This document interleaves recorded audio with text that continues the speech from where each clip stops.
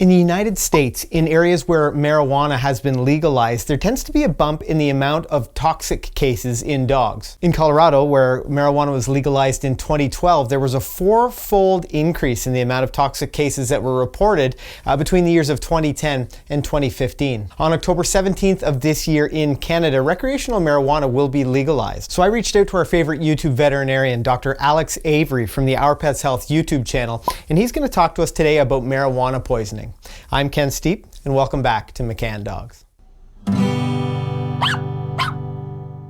Thanks Ken, and hi everyone. I'm excited to have been invited back to talk to you today about marijuana effects in dogs. So for those of you who don't know me, I'm a veterinarian and I've got my own YouTube channel, Our Pets Health, and also the website ourpetshealth.com, where my aim is to help you and your pet to live a healthier, happier life. So let's jump into marijuana poisoning in dogs. It's actually something that's not that rare in general, and you won't be surprised to hear that marijuana poisoning, it becomes even more common in an area when marijuana goes from being illegal to legal.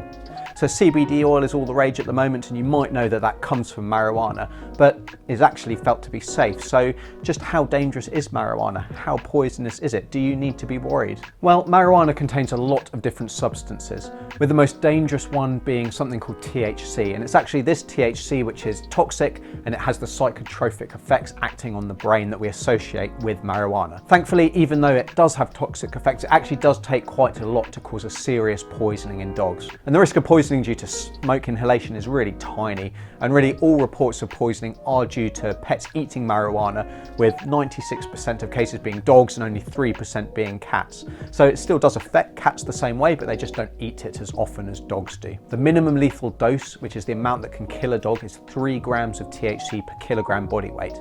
The average marijuana cigarettes contains 150 milligrams, and that means that a 5 kilo or 10-pound dog would need to eat 100 cigarettes for a fatal poisoning to occur. So this situation is pretty unlikely to cause problems. Don't think though that marijuana can never cause problems though. If a dog gets into a large supply, or it consumes something more like concentrated medical grade THC butter that might be used in baked products, then there's definitely a risk of serious poisoning, and deaths have been reported and they do occur. As with a lot of poisons and toxins out there that our dogs come across, there is a variation as well in how each individual responds. So a small amount of marijuana may affect one pet a lot more than another, so you really can't be too careful. The marijuana effects on dogs and signs of poisoning are numerous and come about through the drug's effects within the brain as well as the body as a whole. After eating marijuana, the signs of poisoning also can start pretty quickly, so they develop within about 60 minutes. Mild cases of poisoning will be seen as lethargy, a change in the way a dog responds to visual and noise stimulation, behavioural changes, and their gums might become quite red. If a more toxic dose is eaten, then excessive salivation might develop, the pupils will dilate and become large, vomiting may start along with diarrhea, and your dog might also start to urinate uncontrollably, and muscle tremors will also develop. And in fact, about 99% of marijuana poisoning cases, there are nervous or neurological signs, whereas only about 30% will develop intestinal, so vomiting or diarrhea. A higher dose again that might then result in your dog becoming unsteady on their feet, their blood pressure might drop, they might develop hypothermia, the heart can slow, and as with a lot of poisons, it will all eventually lead to seizures, coma and death. The effects of marijuana on dogs can last for hours, and they can even last for days. And that's because the THC is actually partly stored in the body's fat, and it's then released slowly over a number of days. So that being said, what's the treatment of marijuana poisoning? So while the likelihood of severe life-threatening poisoning is pretty low, as I've just discussed, you'll appreciate from some of the signs that in some cases treatment will be needed to prevent any poisoning complications. Dogs that are severely agitated or hyperactive may need to be sedated. IV fluids may need to be given to help just control body temperature, to support blood pressure, and to prevent dehydration that results from vomiting and diarrhea and excessive salivation.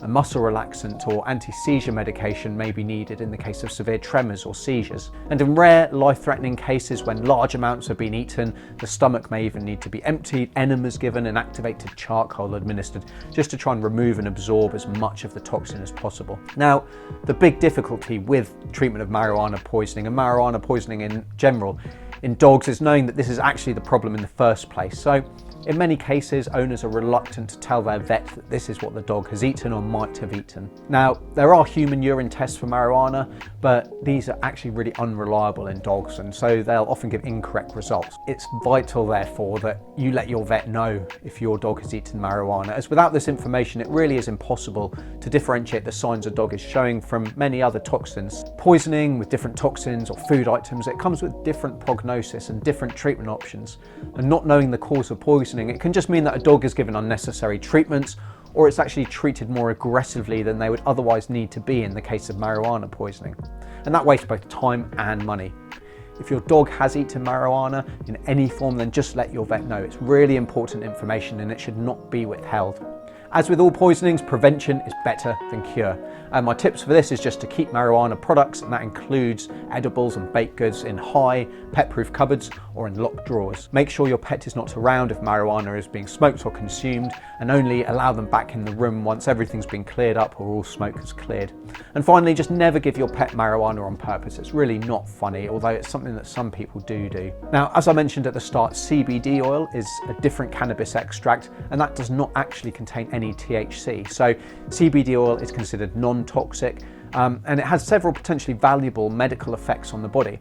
If you want to learn more about this, then I've actually got a separate video over on my channel. For now though, thanks again to Ken for inviting me back to talk to you all today. I hope that was interesting, and until next time, take care. A huge thank you to Dr. Alex from the Our Pets Health YouTube channel for joining us today, and I hope this is the kind of information that you never need, but I'm really glad that you have it. Now, if this is your first time on our channel, make sure you click that subscribe button right there. And if you'd like to learn more about some of the benefits of CBD treatment and CBD oils for dogs, check out this video on Dr. Alex's channel. On that note, I'm Ken. Thanks for watching, everybody. Happy training.